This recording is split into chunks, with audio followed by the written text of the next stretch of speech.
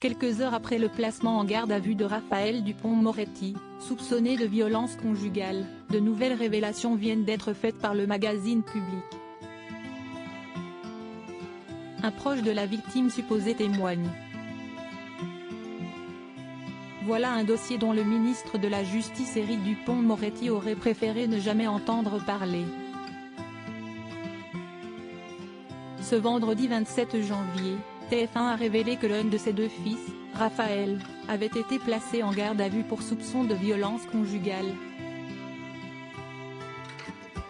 Fruit de ses amours avec son ancienne épouse Hélène, il aurait été appréhendé à la gendarmerie de Courchevel, en Savoie, où il aurait été entendu librement jeudi par les gendarmes, avant d'être convoqué un peu plus tard puis placé en garde à vue et de nouveau auditionné ce vendredi.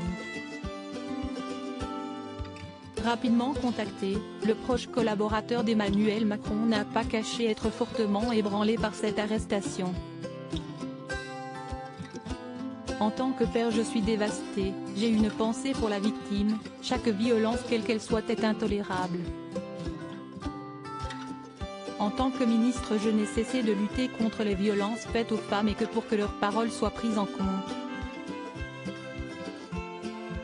En tant que citoyen, je demande à ce qu'on respecte ma vie familiale. Il appartient désormais à la justice de faire son travail, a fait savoir le garde des Sceaux à LCI. Mais que s'est-il passé pour que son fils soit placé en garde à vue? L'ex-compagne de Raphaël Dupond-Moretti aurait pris ses distances dans les colonnes de Public. FR, un proche de la supposée victime en a dit un peu plus sur les événements qui ont précédé l'arrestation de Raphaël Dupond-Moretti. Selon le magazine, le fils du ministre était en couple depuis environ 8 mois avec une femme plus jeune que lui. Une relation qui aurait été chaotique et difficile pour cette dernière. Ils se seraient ainsi séparés il y a peu et la jeune femme aurait choisi de s'éloigner de lui en se rendant dans la luxueuse station de ski de Courchevel afin d'y faire la saison. Mais le calme n'aurait été que de courte durée pour l'intéressé. Il l'a retrouvée et l'a agressée, affirme au magazine un proche de la victime supposée, qu'il aurait appelé en pleurs en se rendant à l'hôpital.